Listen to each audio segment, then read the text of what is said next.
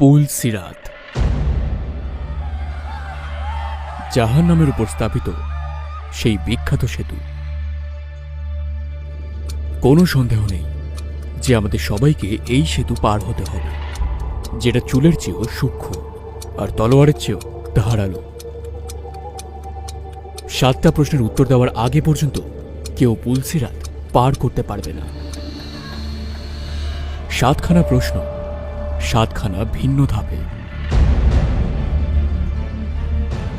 তো এই 7খানা প্রশ্ন কি কি, আর সেই প্রশ্নগুলোর উত্তর দেওয়ার জন্য আপনি নিজেকে তৈরি করেছেন তো?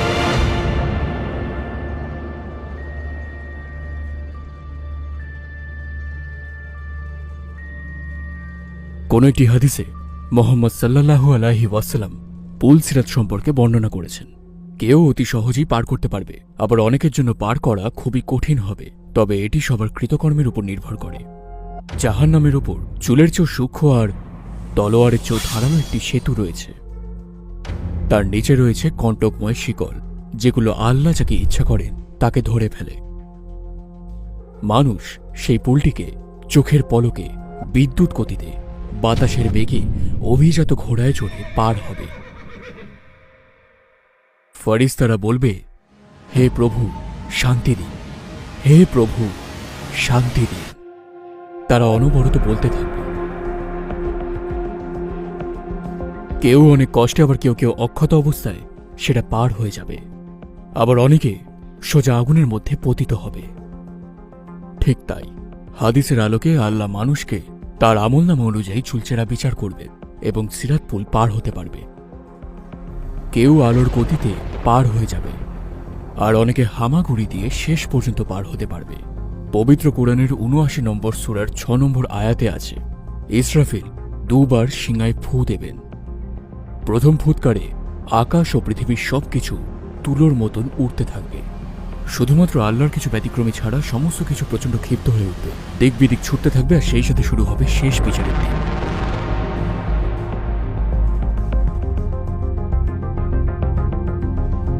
আর দ্বিতীয় ফুৎকারের সঙ্গে সঙ্গে মৃত মানুষেরা কবর থেকে উঠে আসবে এবং দৌড়াদৌড়ি করে সবাই আল্লাহর সামনে হাসরের ময়দানে এসে জড়ো হবে। হাসরের ময়দানে উপস্থিত সবাইকে তাদের নিজ নিজ কর্মফলের তালিকা দেওয়া হবে, পৃথিবীতে যা যা করেছে তার সবকিছুর হিসাব। এই সম্পর্কে কোরআনের আয়াতে বলা হয়, যাদের ক্ষেত্রে আমলনামা তাদের ডান হাতে থাকবে তাদের জন্য থাকবে জান্নাতের সুসংবাদ, এবং আমলনামা যদি বাম হাতে বা পেছনে থাকে তবে জাহান্নামের আযাবের দুঃসংবাদ। পৃথিবীতে কিরামান কাতিবিন নামক 2 ফেরেশতা থাকে, যারা সবকিছু সারাক্ষণ লিপিবদ্ধ করছেন। আমরা যেসব ভালো ও খারাপ কাজ করেছি তা আমাদের সামনে পেশ করা হবে।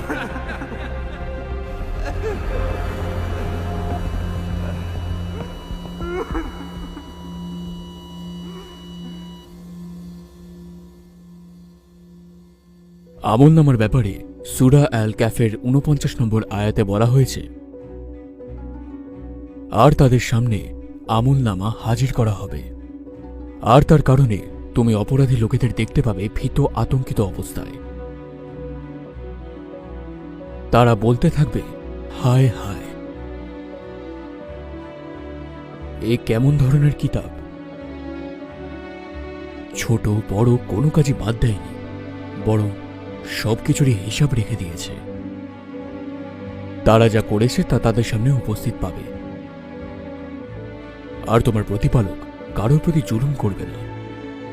হ্যাঁ, সেই কিতাব হাসরের ময়দানে আমাদের সামনে উপস্থিত করা হবে। যখন আমরা আমলনামা পাব, আমরা তখন আমাদের পথের শেষ প্রান্তে পৌঁছে যাব। কিন্তু আমাদের গন্তব্যের আগে আরও একটি স্তর রয়েছে, যা হল চুলের চেয়েও সূক্ষ্ম আর তলোয়ারের চেয়েও ধারালো। এই স্তর সবাইকেই পার হতে হবে, কিছু ব্যতিক্রমী ছাড়া। এই স্তরটি হল পুল সিরাত। তোমাদের মধ্যে এমন কেউ নেই যাকে এটা অতিক্রম করতে হবে না।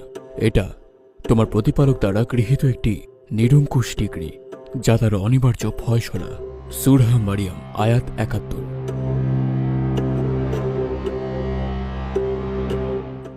হাদিস অনুযায়ী সিরাত পুল জাহান্নামের উপর স্থাপিত একটি সোজা রাস্তা। সবাইকে এটা পার করতে হবে। মুমিনরা তাদের কৃতকর্মের উপর ভিত্তি করে আলোর গতিতে কিংবা ধীরে ধীরে সেটা পার হবে, আর সমস্ত কাফির ও পাপীরা হোঁচট খাবে আর জাহান্নামে পড়ে যাবে।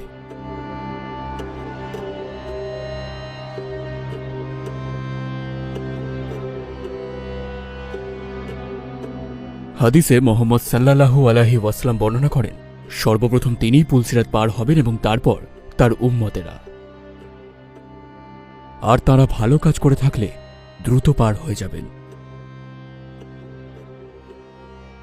তাহলে আপনাকে পুলসিরাত পার হবার সময় কি জিজ্ঞাসা করা হবে? সবাইকে তাদের জীবদ্দশায় করা ভালো কাজ ও পাপের ব্যাপারে পুলসিরাতে জিজ্ঞাসা করা হবে।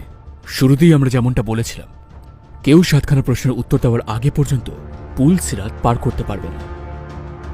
7টি স্তরে 7টি প্রশ্ন।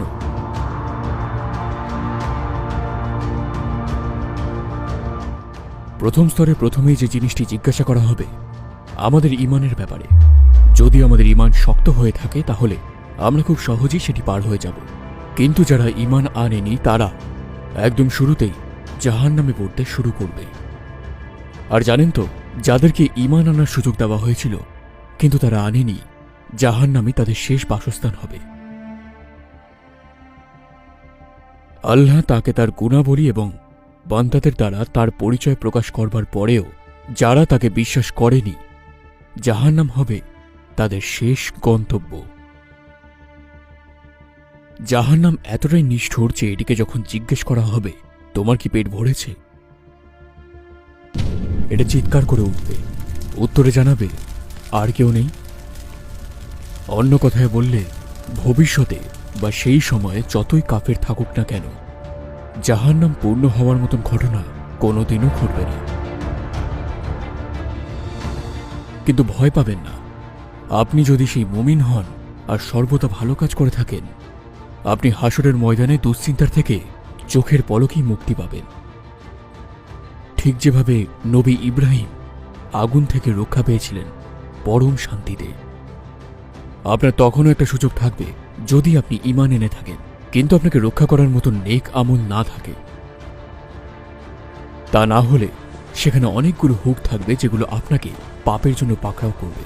যদি আপনি সেখান থেকে নিজেকে ছাড়াতে পারেন তাহলে বেশ ভালো, কিন্তু যদি না পারেন তাহলে জাহান্নামের আগুন আপনাকে গিলে ফেলার জন্য অপেক্ষা করবে।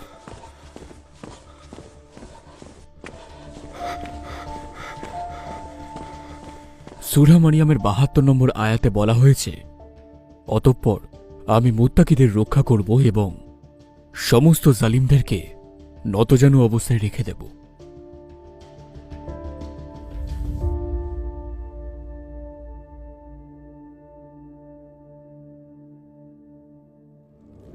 আমাদের পুলসিরাতের যাত্রা ঠিক কেমন হবে সেই বিষয়ে আমরা বলতে থাকি। জাহান্নাম আমাদের পায়ের নিচে তার ভয়াবহ অবস্থা দ্বারা আমাদের দৃষ্টি আকর্ষণ করবে। আমরা না দেখার চেষ্টা করতে থাকব, আর আমরা সেতু পার হওয়াতে মনোযোগ দেওয়ার চেষ্টা করব। আমরা আমাদের আশেপাশের লোকজনের দিকে তাকাবো। এক পাশে তারা থাকবে যারা তওবা করেছিল, আরেক পাশে তারা যারা জাহান্নামে পড়তে থাকবে। সেখানে তারাও থাকবে যারা দুনিয়াতে থাকতেই আখিরাতের কথা স্মরণ করেছে। তারাই কোনো কষ্ট ছাড়া খুব দ্রুতভাবেই পুলসিরাত পার হয়ে যাবে। প্রথম প্রশ্নের উত্তর সঠিকভাবে দেওয়ার পর আমরা এক জায়গায় পৌঁছাব যেখানে দ্বিতীয় প্রশ্নটি করা হবে। অবশ্যই এখানে যেটার হিসেব নেওয়া হবে সেটা হলো আমাদের নামাজ, যা হলো ঈমানের পরে একটি গুরুত্বপূর্ণ স্তম্ভ। স্তম্ভ বলতে ইসলাম ধর্মের অন্তর্গত স্তম্ভগুলোকেই বোঝানো হচ্ছে। যদি আপনার নামাজ পরিপূর্ণ এবং সহিহ হয় তাহলে আপনি সহজেই পার হয়ে যাবেন, কিন্তু যদি আপনার নামাজ ঠিক না হয়ে থাকে তাহলে আপনার ঈমান দুর্বল হয়ে যাবে। এই ব্যাপারে আমাদের মুহাম্মদ সাল্লাল্লাহু আলাইহি ওয়াসাল্লাম বলেছেন, সলাত হলো ইসলামের স্তম্ভ। যে এটা ছেড়ে দিল সে যেন নিজের ধর্মকে নষ্ট করে ফেলল।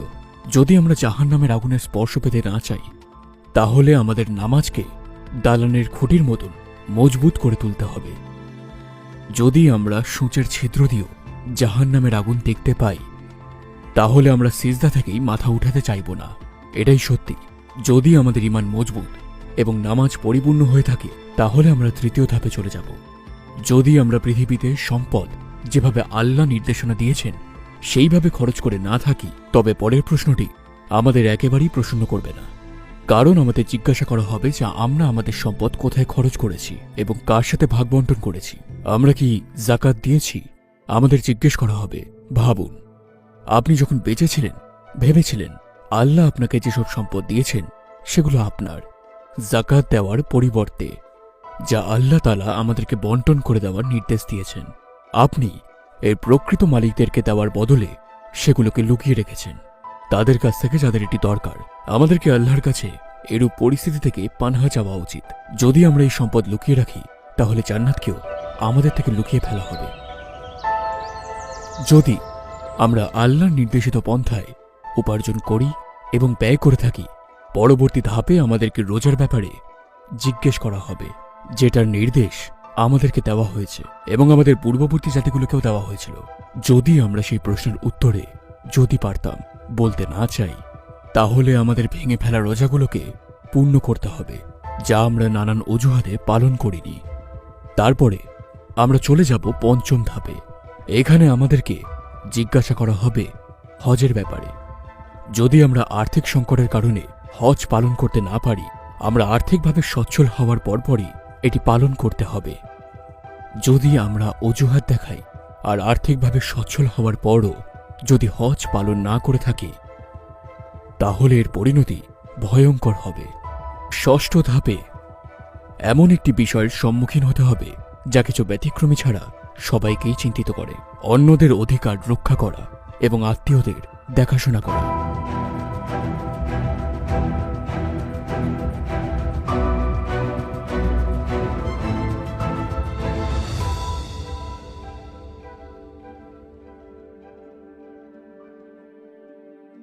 আমরা অন্যদের অধিকার হরণের মাধ্যমে তাদেরকে সর্বদাই বঞ্চিত করে থাকি।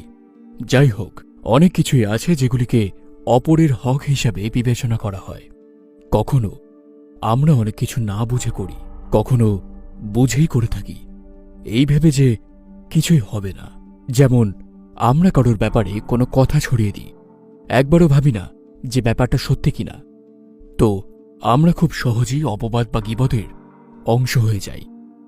পরিবার ও আত্মীয় স্বজনের ধারণাটি আমাদের ধর্মের খুব গুরুত্বপূর্ণ একটি বিষয়। এটাকে অবশ্যই অনেক বেশি গুরুত্ব দেওয়া উচিত। যদিও আমাদের সব আত্মীয়দের সাথে সবসময় সুসম্পর্ক বজায় থাকে না, আমরা অনেককে অপছন্দও করে থাকি, কিন্তু তার মানে এই নয় যে তাদের সাথে আমাদের সম্পর্ক ছিন্ন করা উচিত। এক্ষেত্রে মুহাম্মদ সাল্লাল্লাহু আলাইহি ওয়াসাল্লামের সাহাবীদের কথাই বলা যাক। তাদের অনেকের পিতামাতা মুসলিম ছিলেন না, কিন্তু তারপরও তারা তাদেরকে খুশি করবার চেষ্টা করেছেন, তবে আল্লাহর নিষেধ করা কাজগুলো করে নয়।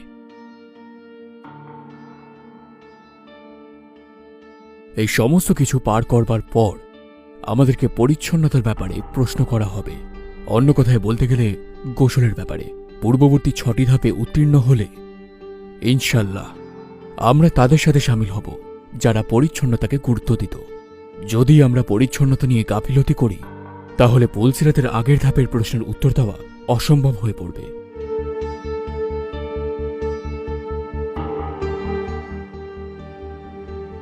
এই প্রশ্নগুলোর উত্তর দেওয়ার পর জাহান্নাম কাউকে তার বাসিন্দা করার জন্য বলার সুযোগ পাবে না, আর জান্নাত আল্লাহ তাআলাকে অনুরোধ করবে তার বাসিন্দা করার জন্য।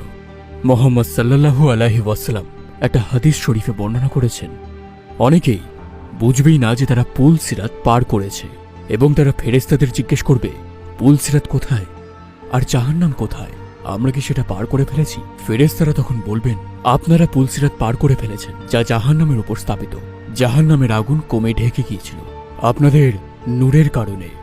এটিই বলা হবে যে জাহান্নামের আগুন মুমিনদেরকে বলবে, হে মুমিন, তুমি দ্রুত পার হয়ে যাও, তোমার নূর আমার আগুনকে কমিয়ে ফেলেছে। ইনশাল্লাহ আমরাও জান্নাত লাভ করতে পারি। এই সমগ্র যাত্রা শেষে একটা অসম্ভব সুন্দর গন্তব্য, যা কোনো চোখ আগে দেখেনি, কোনো কান আগে শোনেনি এবং কোনো মানুষ কখনো কল্পনা বা স্বপ্নেও দেখেনি জান্নাতকে। একটা পবিত্র এবং স্বচ্ছ জীবন কাটানো খুব কঠিন কিছু নয়। শেষ জামানার সুখকর বদভ্যাস থেকে নিজেদের নিয়ন্ত্রণ করবার চেষ্টা করতে হবে আমাদেরকে। মনে রাখবেন, আমরা আপনাদের সাথে যা শেয়ার করছি তা সঠিক এবং এটা হবেই। ক্ষণস্থায়ী এই দুনিয়ার জীবনের জন্য আমাদের আখিরাত নষ্ট করাটা কি উচিত? ঠিক তাই। আপনি কিসের ব্যাপারে বেশি চিন্তা করবেন? দুনিয়ার এই ক্ষণস্থায়ী যাত্রার কথা, নাকি পুলসিরাত যা অনন্তের দিকে নিয়ে যাবে? আসসালামু আলাইকুম প্রিয় ভাই ও বোনেরা, এবং অসংখ্য ধন্যবাদ ভিডিওটা দেখার জন্য। আপনারা যদি এরূপ আরও ভিডিও দেখতে চান, আমরা আপনার জন্য একটি বিশেষ প্লে লিস্ট তৈরি করেছি, যেটি দেখতে পাবেন ডান পাশে, অথবা আমাদের সম্পূর্ণ নতুন ভিডিওটি দেখতে পাবেন বাঁ পাশে। ভিডিওটিতে একটি লাইক দিতে এবং চ্যানেলটিকে সাবস্ক্রাইব করতে ভুলবেন না, যাতে আমরা আরও মানুষের কাছে পৌঁছে তাদের উপকারে আসতে পারি। দেখা হবে।